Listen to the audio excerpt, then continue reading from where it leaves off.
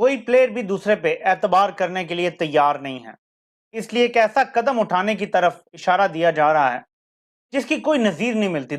मौजूदा वजीर आजम शहबाज शरीफ दोबारा सलाखों के पीछे जा सकते हैं?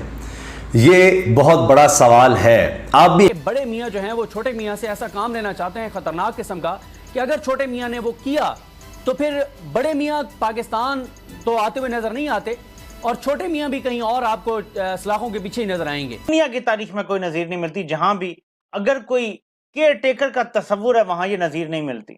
नून लीग के अंदाज से ये लगता है कि वो अगली हुकूमत अपनी बनाने की कोशिशों में है, जबकि आप बिलावल साहब को वजीर आजम देख रहे हैं। हमेशा आप लोग कहते हैं कि वही वजीर आजम होंगे।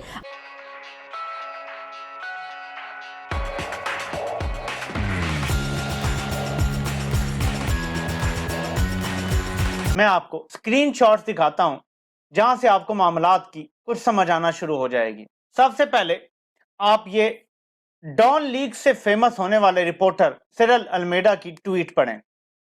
वो लिखते हैं कि सादा वर्जन ये है जो इलेक्शन कंफ्यूजन पैदा कर रहा है कि नवाज शरीफ और आसिम एक दूसरे पे भरोसा नहीं कर रहे, यानी कि बकौल डॉन लीग से मशहूर होने वाले सिरल अल्मेडा के नवाज शरीफ ने जिस आर्मी चीफ को खुद लगाया है उस पे नवाज शरीफ को भरोसा नहीं है और दूसरी तरफ से भी नवाज शरीफ पे भरोसा नहीं है। ये इनका दावा है, मेरा नहीं है। इसके साथ तरीन को और कमजोर तरीन को गौर करें जरा, इस पर बड़ा पैसा लगाया जा रहा है। लोगों को जो फोर्स किया जा रहा है ना तरीके इंसाफ से भी, वो ये नहीं कहा जा रहा सियासत छोड़ दो, ये भी नहीं कहा जा रहा कि पीपल्स पार्टी या नून लीग में चले जाओ। उनको कहा जा रहा है या नायल तरीन की पार्टी में जाओ या कमजोर तरीन की पार्टी में चले जाओ। यहां से दूसरा हिस्सा शुरू होता है जो मैंने बात स्टार्ट की थी कि किसी को किसी पे भरोसा नहीं है। नवाज शरीफ और जरदारी की दुबई में पे दर पे मुलाकातें हो रही हैं। इसकी वजह क्या है? क्योंकि एतबार नहीं है और खतरा और खदशा ये है कि जहां तहरीक इंसाफ को माइनस करने की तरफ पूरा जोर लगाया जा रहा है, वहां अपनी पॉपुलैरिटी बहाल करने के लिए या आवाम की नजर में अपनी कदर मंजिलत को दोबारा से किसी तरह से भी बहाल करने के लिए अगर इमरान खान को तोशा खाना जैसे एक लुग़्व से केस में सजा दे दी जाती है तो इमरान खान ने तो अशर अशीर भी नहीं लिया हुआ जो नवाज शरीफ और जरदारी और ये सब ले चुके हैं। एक तो ये पॉइंट है। दूसरा ये नजर आ रहा है कि अपने आप को अवाम की नजरों में बेहतर करने के लिए दूसरी पार्टियों पे क्रैक डाउन शुरू हो गया। ये दूसरी पार्टियों को भी माइनस करने का सिलसिला शुरू हो गया तो ये कहां जाके रुकेगा? तहरीक इंसाफ से निबट लिया तो फिर नून लीग के लोगों को मार धाड़ अगर शुरू कर दी केयर टेकर के दौरान या ये लंबा कर दिया सेटअप, पीपल्स पार्टी के लोगों को भी मार धाड़ शुरू कर दी गई और वाकई नायल तरीन और कमजोर तरीन की पार्टी में लोगों को भेजना शुरू कर दिया गया तो मुस्तकबिल का नक्शा तो बिल्कुल बदल जाएगा। इसलिए अब फार्मूला ये सामने आ रहा है जिसकी बाय द वे अभी तक जो निचले लेवल की क़यादत है पीपल्स पार्टी की वो इनकार कर रही है कि इसहाक डार को निगरान वज़ीर आज़म बनाना है, जो मैंने आपको सुबह भी बताया था। ये जरा चेक करें इसहाक डार का बयान। निगरान वज़ीर आज़म के लिए इनका नाम चल रहा है जिन्होंने मेशत का भट्टा बिठाया।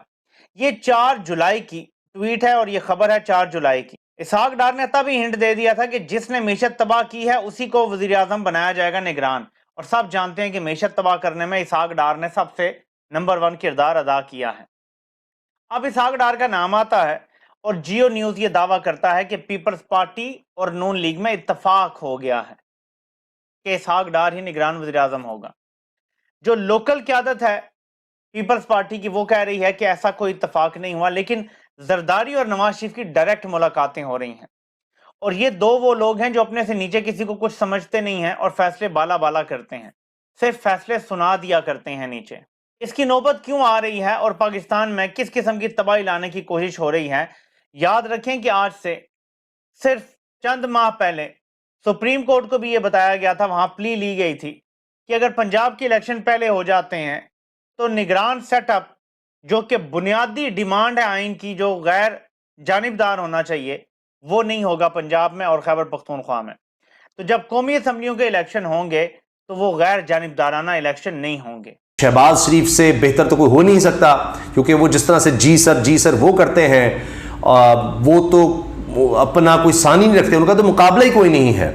हत्ता कि नवाज शरीफ साहब खुद वज़ीर आज़म बनना चाहते हैं, लेकिन हल्के जो है कुछ फैसला साज जो हैं वो तो शहबाज शरीफ को ही दोबारा चाहते हैं। तो ये बातें तो आप सुनते हैं, देखते हैं, लेकिन ये क्या बात कि वही शहबाज शरीफ फिर सलाखों को पीछे हो सकते हैं, जिनके अभी हाल ही में 16 अरब रुपए के करप्शन के केसेस हर जगह पर अभी तो माफ हुए हैं।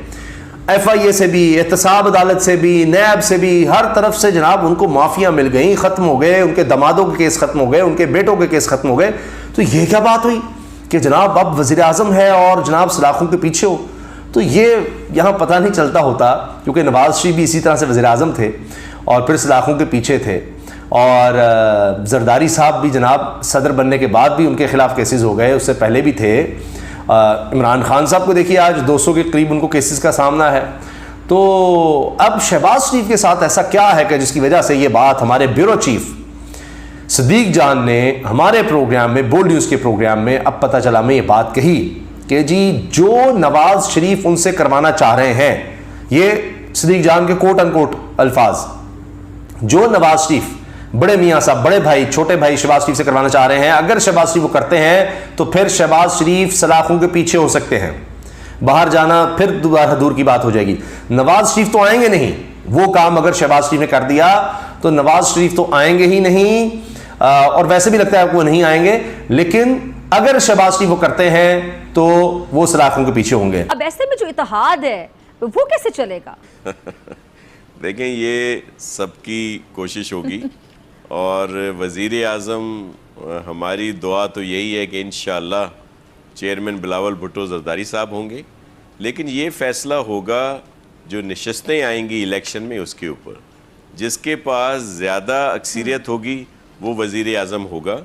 और जो मौजूदा मुल्की हालात हैं इसमें सबको मिलकर चलना चाहिए, और अगर इस बात पे लीडरशिप जो है पाकिस्तान पीपल्स पार्टी की, नून लीग की, मौलाना फजल रहमान साहब या दीगर जो अकाबरीन हैं कोई मुत्तफ़िका फ़ैसला करते हैं तो वो सबको कबूल होगा।